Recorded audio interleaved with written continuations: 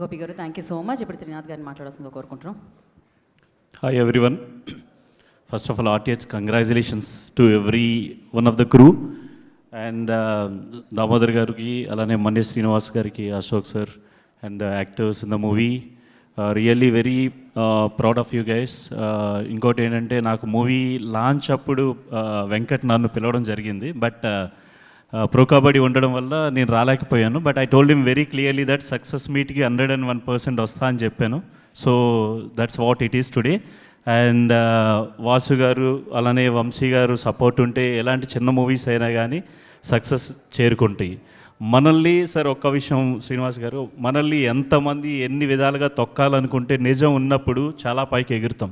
వాళ్ళ దృష్టిలో వాళ్ళని అందుకునేదానికి వాళ్ళకి టైం పడుతుంది. So keep this in mind. And I wish entire crew of Eesha all the very best.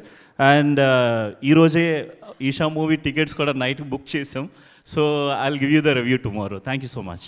Thank you, Trinath garu. Thank you so much and congratulations for the team. This time performed really well, Telugu Titans, and coming season ki all the very best.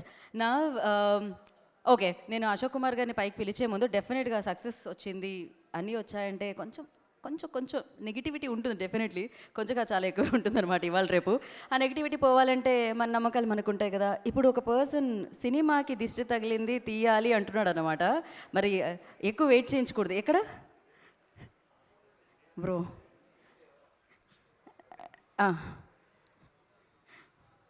ఎలా నాకు కూడా తెలియదు ఇది. ఓ డైరెక్ట్గా ఎల్ఈడికి తీసేస్తున్నాడు.